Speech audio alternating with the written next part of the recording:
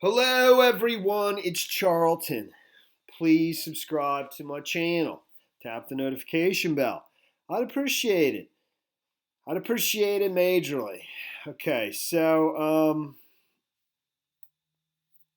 all right, so I'm just continuing to talk about the two missing kids, J.J. Vallow and Tylee Ryan. This is actually a website that their grandparents put together, I think around the same time that they did the press conference announcing a reward for for information leading directly to the recovery. This is findjjandtylee.com. It's just one page, but just anything to get the word out and so forth.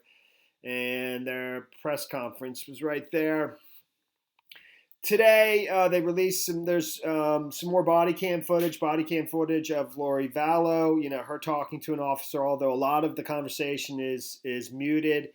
As well as yesterday there was the body cam of basically an officer there entering the house after Charles Vallow had been shot, and also he talks to Alex Cox as well, and you hear some of his version as well as the 911 call. I don't know when that was released, but I listened to it, and it's definitely, I don't think anybody who listens to it wouldn't think that it's bizarre because he's unfazed. Alex Cox is by the incident, and I'll play just a little bit of it and then continue to kind of talk some more about I've said again and again that I kind of thought this was about life insurance and other things too. I don't think every single death was exactly the same, but I just don't get the feeling that this was like cold-blooded murder. I mean I don't think they shot him in self-defense. I think and the other, but I don't think the other deaths necessarily are exactly arranged just like this one. But I do believe that Charles Vallow's, I mean, maybe he was set up by Lori and her brother. It's possible, but I kind of get the feeling that basically he staged his own death with them, because I don't know if there's a life insurance policy for him, and if that's part of it, or if there's life insurance policies on other persons that would come to bear, where the payday would come at a later date, like with Tammy Daybell, or they already have, possibly with Joseph Ryan. I don't know, but I don't know what Charles Vallow's motivation for doing it would be. Other, if he was sick or terminally ill, that was initially my belief, but I kind of don't think that's the case. I kind of think his back was up against the wall, and something was basically had no way out, and maybe trouble was on the horizon. It was just a matter of time before the authorities, figured everything out, and he was toast. I mean, that's my feeling, and so this was his only way out. And that, as bizarre as that sounds, I feel it's just a theory, but I feel pretty strongly about it. Let me just play this call here, and just go over a few other things rather than try to talk about this entire case in one video after this. And then let me just play a little bit of this and then show you that I don't see how his death, Charles Vallow, how the way he was shot could have happened the way it was described by Alex Cox and his sister and Charles Vallow's wife, Lori Vallow, and it's totally off the way everything went down. Here's Alex Cox. I shot my brother-in-law. Okay, what part of his body is injured? In the chest. I'm sorry, where? In the chest. Okay, is he awake and responsive or unconscious? Unconscious. Okay, is he breathing? I can't tell. Okay, are you willing to go over to him and check? Sure. Okay, do you just let me know if you see his chest going up and down? How old is he? It's not moving. He's 60. Okay, and are you wanting to start CPR? No, I don't know how to do that. I can walk you through it. Okay. And what I want you to do is you're going to put one hand in the center of his chest. Yeah. The other hand's going to go right on top of it. Okay. You're going to interlock your fingers, keeping your arms straight, and you're going to press down hard and fast into his chest. You're going to go 2 inches down and fairly quickly. 1, 2, 3, 4, 5, 6, 7, 8, 9, 10. Making sure his chest goes up between each compression. Where's the Okay. gun now? It's in the other room. Okay. PD, we're going to stage for you. Okay, thank you. And just keep going with those compressions. PD, did you have any other questions? Yes, what's your name, sir? My name is Alex. So when it continues, you can listen to the whole thing yourself, and it's just fairly, you know, for somebody that just shot someone, it doesn't sound like he's all that, you know, put off by it, or just he's not. Doesn't seem like his adrenaline's pumping, or that he's, you know, shaken by it, or whatever. It's just I think anybody would come to that conclusion after listening to just a portion of it. So, but if you listen to how the story is described either by the police report or by their accounts of it. Basically, it started by an argument between Lori Vallow and Charles Vallow because she took his phone and wouldn't give it back. Supposedly, that's what started this whole thing. And at some point, they say that Tylee came at her father, or, you know, her stepfather, Charles Vallow, with a bat, and that he took the bat from her. And then Alex Cox, when after Charles Vallow took the bat from Tylee, supposedly grabbed him from the back, and they both fell to the ground. And then as they get up off the ground, Alex Cox says, you know, he turns around or his back's to him, and Charles Vallow smashes him in the head with the back of the head, and then with the bat. And then Alex Cox says that he goes to his room to get his gun, and, you know, comes back at Charles Vallow, and he says he warns him to, you know, pulls his weapon and points it at him and tells him to drop the bat, and warns him to drop the bat first, and he doesn't. So then he shoots him, and he literally says center mass. And according to the officers that are inspecting, you know, the scene afterwards, one guy says 4 to 5 times, another guy says many times. You know, the reports have all said twice in the chest. In any event, so. And then according to Lori Vallow, who, and there's some body cam of that, even though I think I said it's muted. I've tried to do this video several times. You know, much of it is muted, and that's actually Tylee right there. According to Lori Vallow, she says she was in the kitchen area when she heard the shots, and then she walked over. According to the report, that's, you know, got the body cam on it of Lori Vallow, walked over and saw that he had been shot, and then basically ran out to check on the kids who were in the car, and said that she was about to go back inside, and then stopped herself and didn't, and just abruptly left with the 2 kids who were in the car. And they were actually in the rental car of Charles Vallow, not the truck that Lori had that supposedly she had taken from the long-term parking lot in a previous thing, you know? Not Lori. She didn't leave in her own car. She left in Charles Vallow's rental car that the 2 kids were in, waiting outside, you know, when they went, you know, who knows? They could have went outside when this whole thing was going down, and Lori told him to go to the car, or what. And why she told him to go to his rental car, I don't know. So when she returns, you know, she doesn't have JJ with her anymore, and only Tylee's with her now. And, you know, which I definitely think is, you know, I think that's pretty significant. And actually, Alex is asked about it in the 911 call. You know, where did she go? You know, and I think he says, I think she went to drop off JJ at school. You know. And it's totally crazy. I mean, you know, obviously, you know, somebody's just been shot. Maybe I can even pick that up without having to.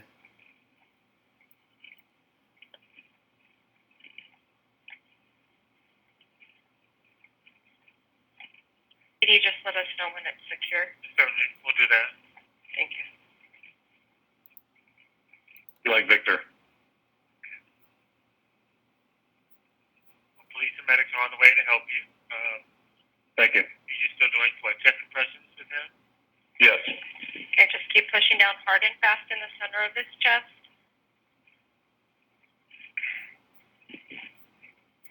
How long ago did this occur? Did it just happen? Yeah, maybe 5 minutes before I called. Okay.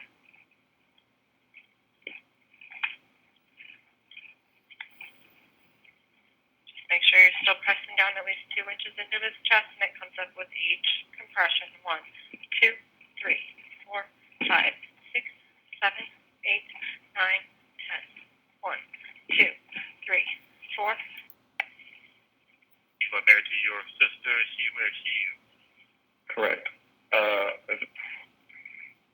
No, I think she's taking her son to school. Right there.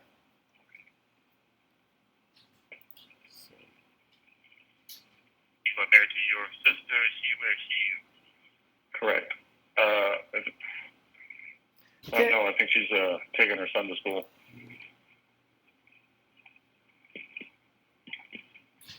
Close that. And was he armed also, or just you, or what happened there? Yeah, he came at me with a bat. So I just wanted to illustrate that, and I'll play very quickly. I don't want to just go on and on that that JJ wasn't with Lori when she came back, and he's a 7-year-old. That's if something was going on, that would be a worry for those people involved, that he might, not understand what adults are saying and doing and repeat something that he shouldn't repeat. I mean, we're all kind of speaking theoretically here, but I mean, that's just sort of realistic, I think, But to the body camera of Lori, and she herself seems, even though it's very, very quick, seems quite calm. So here's that. Does your husband live here or no?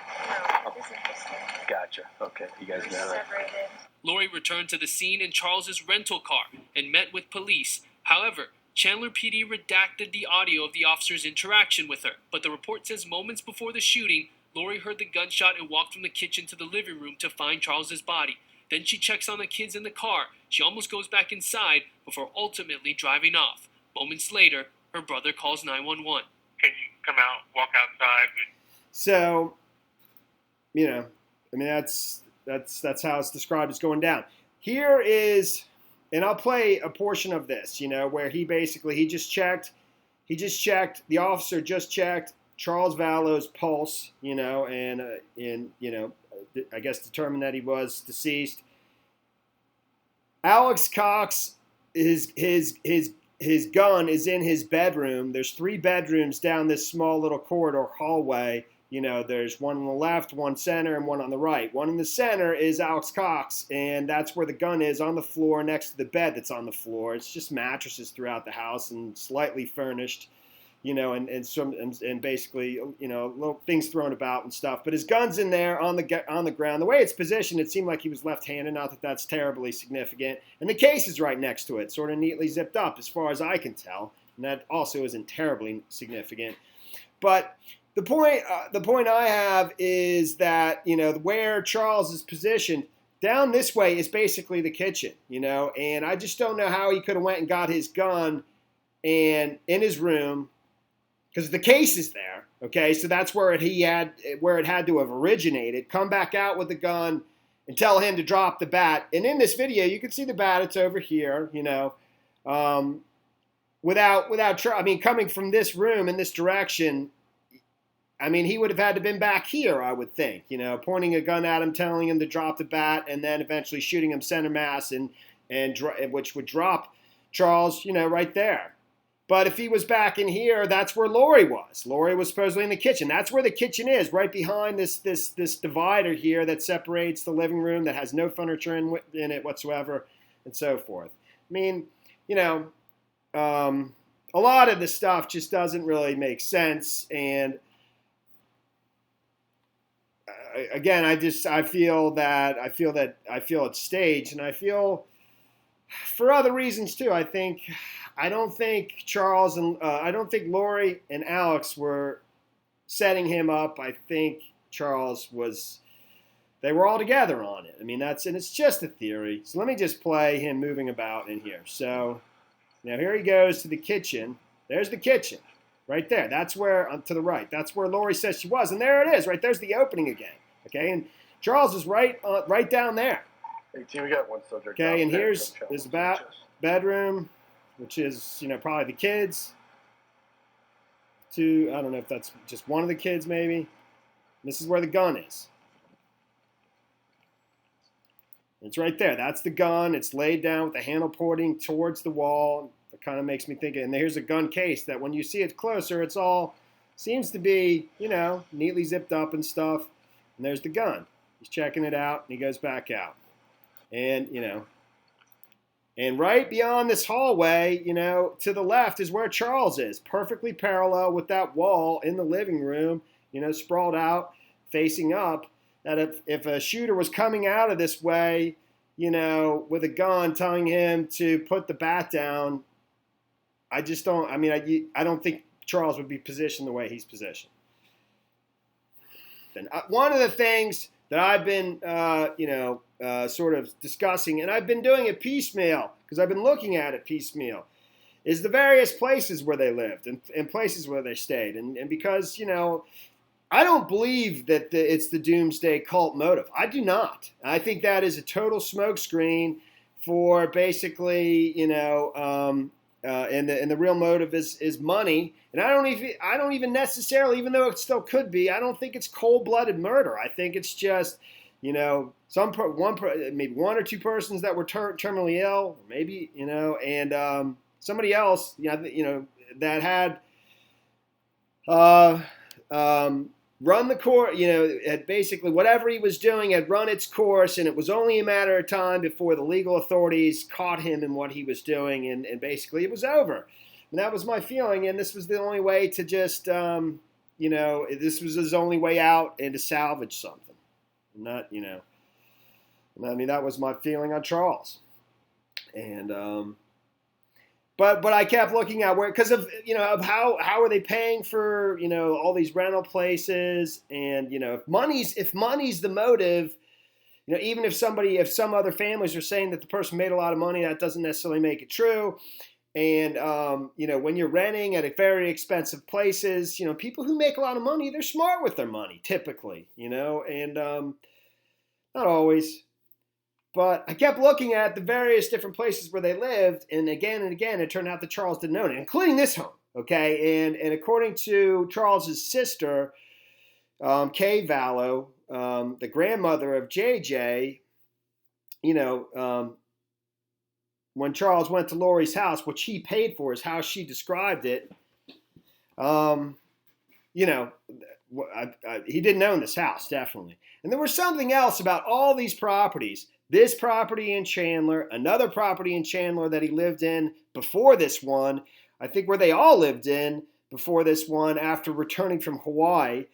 4 different properties in Hawaii where they lived, according to sort of just basic searches. There's 4 different addresses, 2 for Lori Vallow, 2 for Charles Vallow, an address in Austin, Texas, an address in Houston, Texas. And, and I think presently, right before this trip, he was living in Houston. So, but I just didn't want to reveal the exact addresses of all these various places where they lived, but starting with the most recent, actually the property I was just showing you on the body cam, I'm probably repeating myself, but I had to redo this. The one in Chandler, the one where Charles was shot and killed, was a revocable living trust, the owner of it. And the Chandler property prior to that, where they were living, was an investor in Canada. In the 4 Princeville, Hawaii properties, one was a living trust, one was an LLC based out of Utah, one was a revocable family trust, and another one was owned by, a couple out of California. The Austin property where he lived, the most recent owner wasn't, but the one prior to that from 2015 to 2017, and I suspect while he was living there, was a revocable trust. And the Houston property that comes up under Charles Vallow, as one of his addresses, probably his most recent one. And the most recent owner of that is an investor who basically, has the mail being the address forwarded to a business address. And that was Charles's most recent address. And then there's a lawsuit about, if from 2014 in Austin. I didn't look for all the different lawsuits and stuff. And my point is, between him and where he's the defendant and a plaintiff is a trustee over in an irrevocable trust. I'm sure. My point for bringing that last one up is that I believe, and I'm probably going to be repeating myself because I'm inserting this, is that these were all clients of Charles. And exactly how that worked, I can only guess. Is it possible that he had keys, duplicates of all these properties? And these are just total guesses. I have no idea. And with no alarm info or whatever, I don't know. But I have a strong suspicion that being that they're all, many of them are trusts, living trusts, revocable trusts. He has a client that's suing him with as a trustee over irrevocable trust. I think a lot of his clients were set up that way, and these properties were his clients. That's my feeling, including the most recent one where, supposedly they were separated, but, Lori Vallow wouldn't have that, that would be Charles's client if it's a client's property, if I'm right about that. So my point is that, what I think definitely is I have a very strong feeling that all these properties were owned by clients of his, and because of all the trusts, revocable trusts, living trusts, owning these. I mean, they're rental properties, but I'm just have a very and the lawsuit too. And I didn't search every state for every lawsuit or whatever, just did a little bit. I just have very strong that that's the case. So including this most recent one. So even this most recent property where they separated was owned by a revocable living trust or whatever. So, that just leads me to believe that, that it's not just Alex Cox and Lori Vallow setting up Charles, that they were together, but that doesn't mean I'm right. I mean, that's just my suspicion, and but it's just theory, But I have, I mentioned in the previous video about the sheriff of Fremont County Sheriff's Office, Humphreys, who said, they're looking into whether there was a life insurance element to this, or whether Tammy Daybell had a life insurance policy, and whether that's, a factor here. Couldn't comment on it and so forth. Fremont County Sheriff's Office is Fremont County, where Rexburg is, or where she lives. I think Salem, which is either the northern part of Rexburg, or just north of Rexburg. But, and I was explaining in my previous video that Charles Vallow had insurance licenses, several states. Hawaii, Idaho was one of them. Idaho was one of them for sure. And he actually went by Leland Vallow in that one. He uses Leland some places. Mostly usually uses Charles, but in Idaho he used Leland. But I don't know, man. I got a sneaky suspicion, that maybe if there is a life insurance policy to Tammy Daybell, that it was written by Charles Vallow. That's it right there, and it was still active as of 8/31/2019, so just a month after he passed away. Whatever, and he established it a while back. So, but I don't know, man. It wouldn't surprise me if it turns out that that if Tammy Daybell has an insurance policy, that it was written by him, and that's like all these pieces come to fit together, and it's sort of like triangulating, in a way, and. Who knows who else might have policies with, or whether or not it's just Charles Vallow. Who knows? I mean, maybe it's other parties that are in the business, but maybe not. Maybe it's all just fantastical theory on my part. So, but I will say that in one report, Kay said she never met Chad Daybell. She, that's in a report. I know, I read that. And in this press conference, Harry Woodcock says that he's never met Chad Daybell, that he wouldn't recognize him if he walked in, and walked in there right now. He even seems to make a point to say that. But,